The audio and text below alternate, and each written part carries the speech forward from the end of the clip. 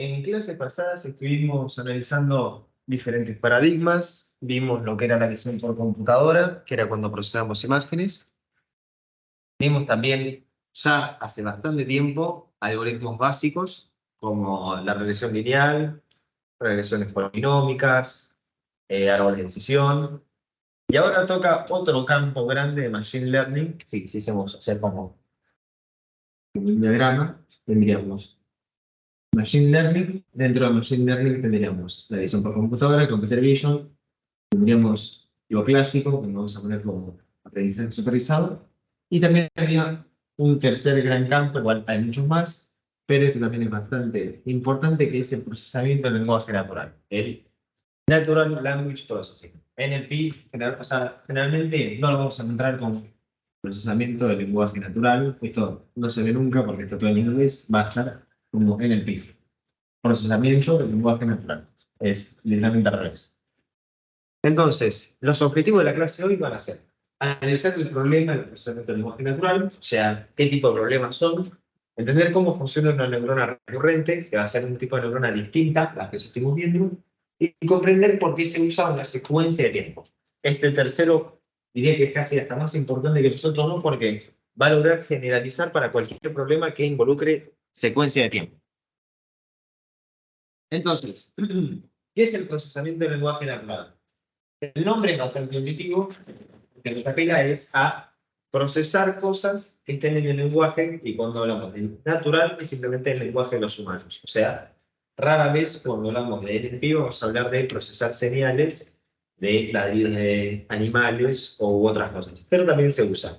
El chiste es que con lenguaje natural nos referimos a todo lo que apele al lenguaje humano.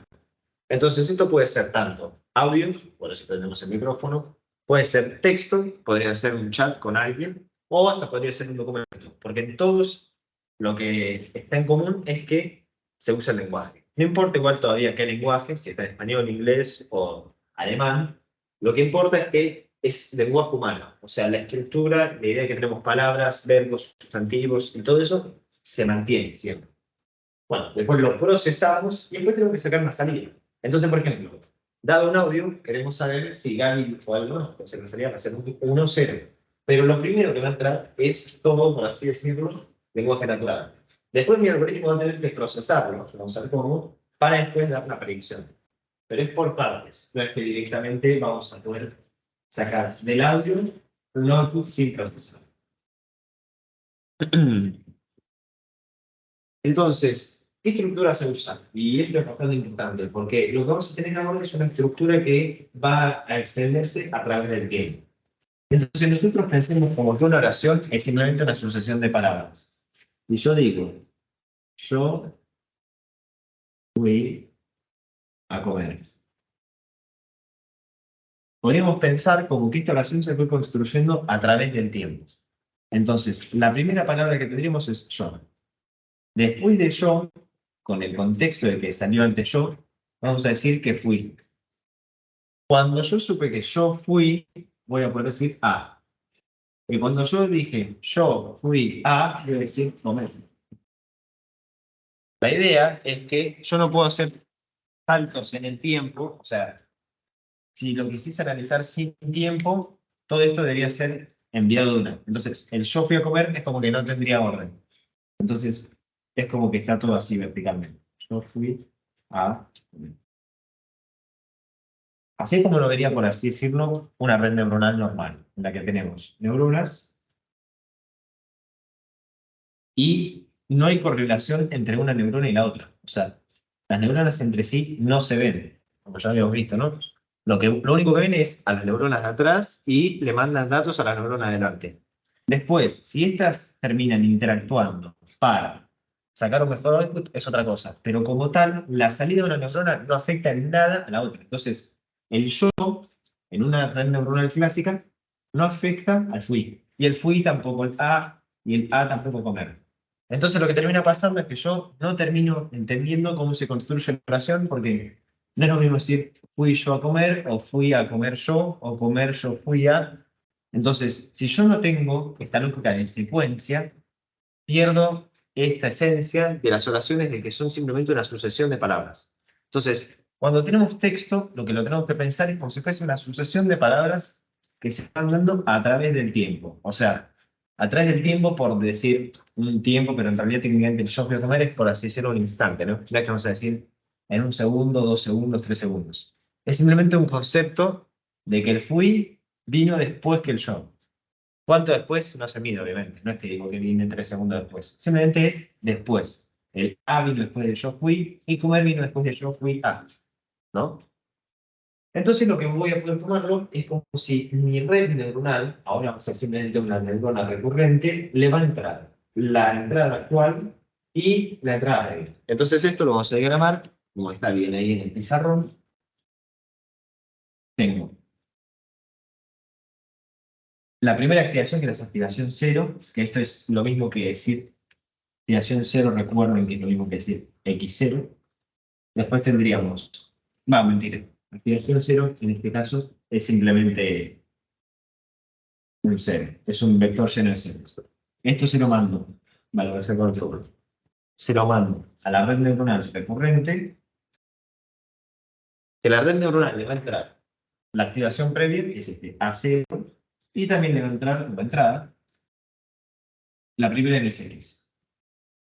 Y va a terminar sacando la primera en mis predicciones. Creo que está como implícito, sí.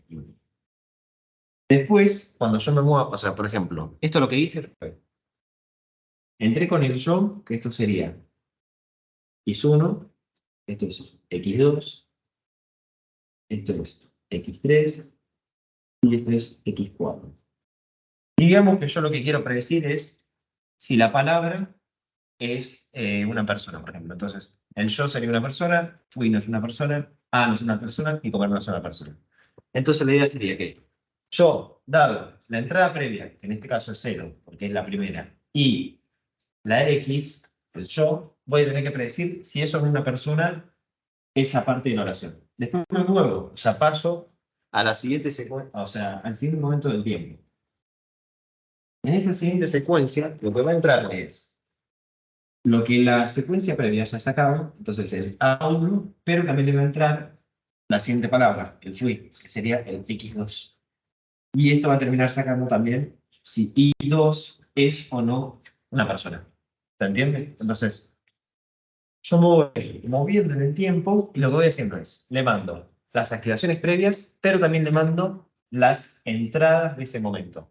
Entonces, ahí como se dice, tenemos X y T es el momento T del input I. Entonces, para hacerlo simple, tenemos XY era uno de mis datos del dataset, ¿no? Y ahora si yo digo XY T es uno de mis datos del dataset en el momento T. Entonces, por ejemplo, acá vamos a decir que estamos en T igual a 1, acá sería T igual a 2, T igual a 3 y T igual a 4. A eso es a lo que vienen estos índices, ¿no? Al momento en el que nos encontramos, al primer, segundo, tercer y cuarto momento de mi oración. Después también vamos a tener I y T. Bueno, estos más o menos una vez que lo digo porque hay como un confuso, pero es I y T. Entonces tenemos la salida y, o sea, el ejemplo I en el momento T. Si nosotros simplemente quisiésemos clasificar toda una oración, entonces lo que quisiésemos decir es sí o no, en base a toda una oración, este T es casi como que no existiese, ¿no? Porque no es como que tenga momentos, es simplemente un sí o no, pero en base a toda mi oración.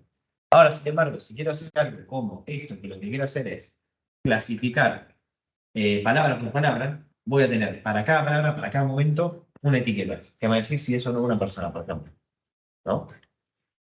Entonces, después también lo que voy a tener es la longitud del input, que esto lo voy a anotar como TXI.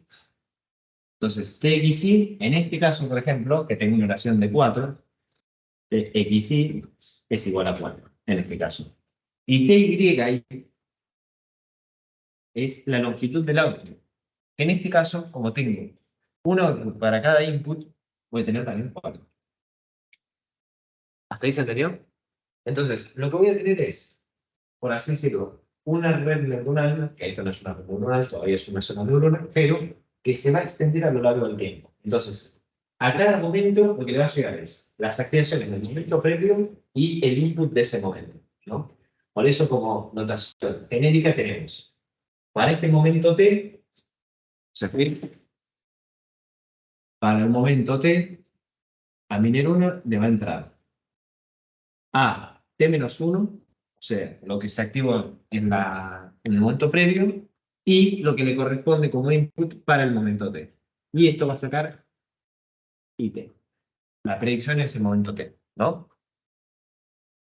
Bueno. Entonces, lo que puedo terminar definiendo es una red neuronal recurrente. No se asusten, tiene un montón de cálculos, pero sí son bastante simples cuando vamos a verlo para usted.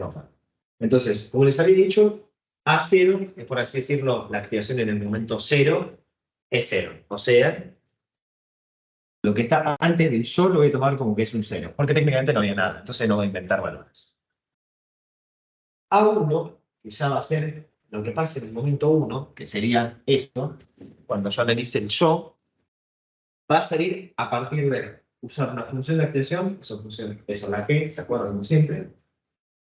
Que eso va a ser más que nada la multiplicación de una matriz WAA por A0 más WAX por X1 más de A. Esto se los escupí así rápido, pero ya vamos a hacerlo parte por parte. Entonces, la idea es que yo tengo que mi salida 1 va a ser igual a lo que salga de todo eso pasado por una función de activación, y WAA es una matriz que va a estar multiplicada por A0. Entonces, lo que nosotros vamos a poder decir es que WAA y WAX, por eso acá está en la T, lo puedo juntar todo en una WA. ¿Por qué? Porque A0 y X1 lo puedo stackear verticalmente. Entonces piénsenlo así. Si yo tengo WAA por A0 y tengo WAX por X1, lo que yo podría hacer para ahorrarme de crear dos matrices diferentes, que las W en sí refieren a pesos, entonces lo que yo termino haciendo acá es, le asigno un peso a las activaciones previas, eso significa WAA, y le asigno un peso a la entrada. Entonces, no es lo mismo el peso que yo le voy a asignar a lo que está entrando en este momento que a lo que vino antes, ¿no? Tiene lógica. O sea, la palabra previa no tiene el mismo peso que la palabra actual. Capaz que la palabra previa es más importante que la actual, o capaz que la actual es más importante que la previa. La relación, si la dejamos a la red para que la aprenda, entonces esa es la W. La W es los pesos que le vamos a asignar a las activaciones previas, WAA, y WAX es los pesos que le asignamos a las entradas en el momento T. ¿Qué pasa? Es medio engorroso tener dos matrices diferentes, WAA, WAX. Entonces lo que hacemos es directamente creamos solo una matriz WA, que va a ser los pesos para mi activación. Y esto lo voy a multiplicar por A0, X1. Esta notación, que sería con el corchete, en sí lo que refiere es que va a estar estackeado verticalmente. Entonces, cuando hablamos de que tenemos A0, X1, todo entre corchetes, es equivalente a decir que los tenemos estackeados verticalmente. Y si nos acordamos algo de lo que era producto punto, si WAA es lo mismo que decir si WA es lo mismo que decir WAA y WAX, vector así, horizontal, yo lo que hago es WA con el producto punto por A0 y X1, lo que voy a terminar haciendo es, si esto es esto, me termina quedando algo así. A, WAX, vector horizontal, y después acá tengo un vector vertical, que es A0, y esto es X1, ¿no? Hasta ahí no hubo nada raro, ¿o sí? Y lo que va a terminar pasando es que como esto es un producto punto, el WAA se multiplica con el A, el WAX se multiplica con el X, y el producto de esas dos cosas se suma. Entonces es equivalente, o sea, yo terminé escribiendo WAA decir, más WA X1, como simplemente el producto punto entre una matriz WA y el AT-1 y XT estaqueados verticalmente, ¿no? O sea, me ahorré escribir esta cosa, o sea, esta línea de computación. Lo metí todo en un producto punto que es más fácil de anotar y más fácil de llevar la cosa. Y después, todavía no lo subió con el bias, y el bias va a estar.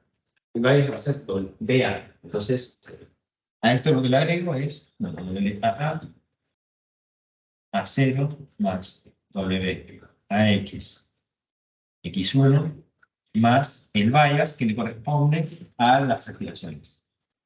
Algo muy importante es que la WA, o sea, la WAA y WAX son exactamente las mismas para toda la neurona. O sea, si yo me muevo en el tiempo, la WAA y WAX y el bias no se van a modificar. O sea, son exactamente los mismos. Entonces, la idea es que la red neuronal, la neurona, tiene que encontrar los pesos adecuados para que cuando le den una secuencia de tiempo, sea cual sea, logre sacar una predicción precisa.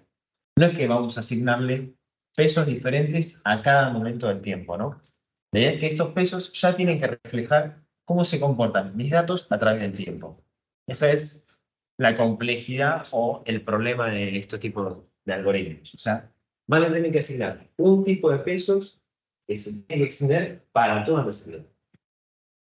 Y después, la salida no la voy a sacar directo con las activaciones. Entonces, lo que voy a tener que hacer es pasarlo por otra activación. O sea, yo computé las activaciones. Bien, lo pasé por mi función de activación. Excelente.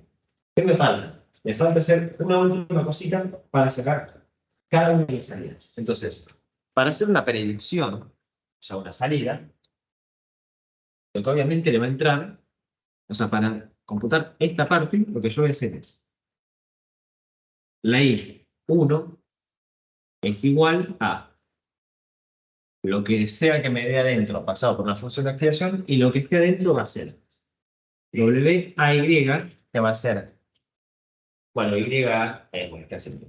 WYA, para mi anotación, que esto sería los pesos que yo le asigno a mis activaciones para sacarle Y. Esto obviamente entonces va a estar multiplicado por mis activaciones, por la A1, y esto todavía le seguimos poniendo el bias, que sí no cambia mucho. Este bias, digamos que es optativo, al igual que este otro, pero la idea es que este bias se va a mantener al igual que este a través del tiempo. O sea, es exactamente lo mismo. Es simplemente una constante que se suma, no tiene mucho propósito. Lo que importa acá es que yo no mando directo estas activaciones para la salida, o sea, lo que haya pasado por la función de activación, sino que le agrego unos últimos pesos que van a ser los pesos de salida. Entonces, lo que termino haciendo es agrego unos pesos de salida que lo que van a hacer es ponderar, o sea, le agregan pesos a mis activaciones. Y esto después lo termino pasando otra vez por la función de activación. ¿Se entiende? Entonces, termino pasando una última vez por una función de activación mis activaciones previas. ¿Hasta ahí se entendió todo? ¿Alguien entendió algo? ¿Una duda? ¿No? Bueno. No. Okay. ¿Seguro? Ok. Después, si quisiéramos entender tipo el diagramita este que parece medio complicado, ¿no? Y vamos a ver, o sea, si siguieron las cuentas, van a ver qué es lo que estoy diciendo. O sea, miren, entra. Vale, muy bien.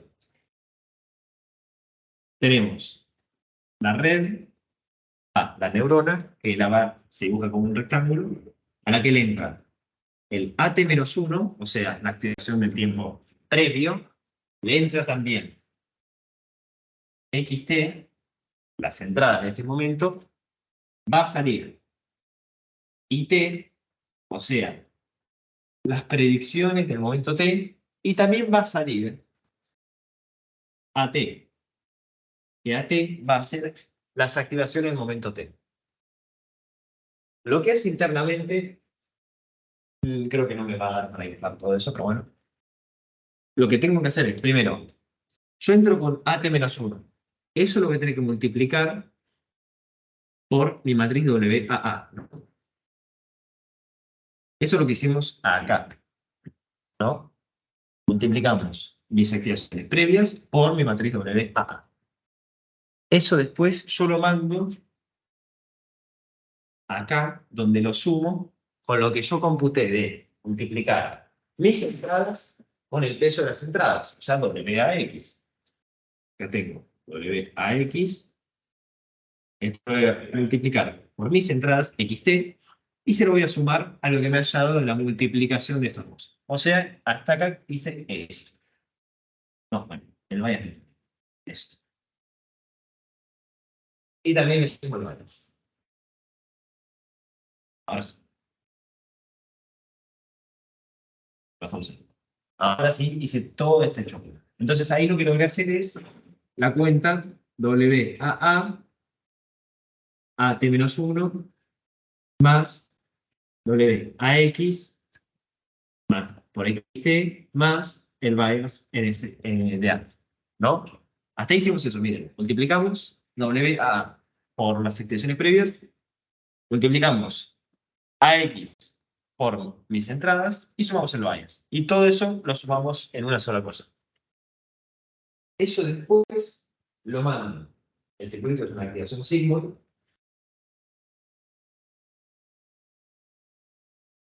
Lo mando por una función de activación sigmoid. O bueno, tanh, como ustedes quieran. El chiste es que el circuito es una función de activación la que nosotros querramos. Eso lo mando como AT, ¿no? Hasta acá hice todo esto. Se lo pongo otro color. Hasta aquí hicimos todo esto. Y me falta este mix. Vamos a ver que esto no es muy complicado porque lo único que me falta es un peso y el bias. Entonces, ¿qué hago? Bueno, tenemos BY,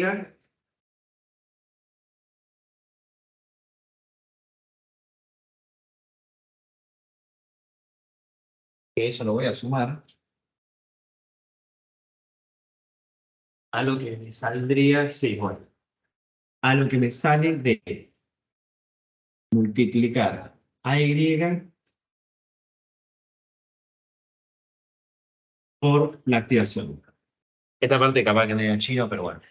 Nosotros tenemos el bias, ¿no? Y tenemos los pesos de Y. Acá tendríamos AT, ¿no? Entonces tenemos A1, por ejemplo.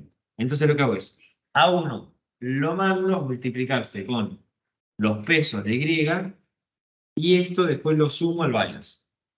O sea, hice esto. Hice esta parte. Y esto lo paso por una función de activación y ya salió. Y ahí tengo mi salida. Entonces, el diagrama que en un principio parece bastante complicado, no es tan complicado cuando lo vemos con paso por paso. O sea, el chiste cuando vemos esto, porque va a haber muchos más, a ver más en realidad, es verlo por partes. O sea, ver qué está pasando en cada momento. Vemos que entra una cosa que se multiplica por otra, a dónde va eso. O sea, todo eso representa estas cuentas que seguimos. Y lo bueno es que esto da la lógica de cómo se relacionan las cosas internamente en la red neuronal recurrente. En cómo las cosas previas se relacionan con las cosas siguientes. Bueno, después, esto no voy a meter a fondo a decirlo, la verdad que esto sí es más complejo, es que la propagación trasera en un problema de tiempo se va a dar a través del tiempo. O sea, ya no es lo que solíamos ver, que era implementar una derivada, o sea, un gradiente general con respecto a un costo, sino que van a tener tipo costos a través del tiempo. O sea, una barrera tenemos el costo en el momento 1, el costo en el momento, por ejemplo, TI. El chiste es que el costo en el momento 1 va a ser, o sea, el costo en el momento 1 es lo que yo predije como 1 contra lo que realmente era, ¿no? Esto si fuese regresión, pero como generalmente estamos en clasificación, en la que queremos decir, por ejemplo, si una palabra era A o B, lo que voy a tener que hacer es meterme con el costo logarítmico. Entonces lo vamos a anotar como así.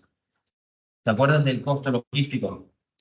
Es exactamente lo mismo, pero ahora lo que vamos a tener que hacer es aplicarlo a través del tiempo. Entonces, del momento 1 hasta el momento TY, que es hasta donde terminan de salir las cosas, puede tener un costo y todo eso va a juntar en un costo general. Y después las derivadas que tiene que tomar con respecto a este costo general y la voy a tener que ir propagando a través del concepto. No nos vamos a meter mucho en eso porque la idea es que este WY y este WA lo que van a tener haciendo es van a estar influidos por todo lo que haya pasado a través de la secuencia, ¿no? Entonces, mi salida final va a tener efecto sobre los pesos, al igual que la previa, la previa, la previa, la previa, la previa. Entonces, esto deja que mi neurona, perdón, aprenda relaciones a través del tiempo. Es por esto que en realidad la neurona aprende relaciones a través del tiempo. No tanto, o sea, de acá sale esto, ¿no? Pero la lógica de cómo aprenden siempre mis algoritmos es por reducción de gradiente. Entonces, cómo actualizo los pesos es cómo aprende mi modelo.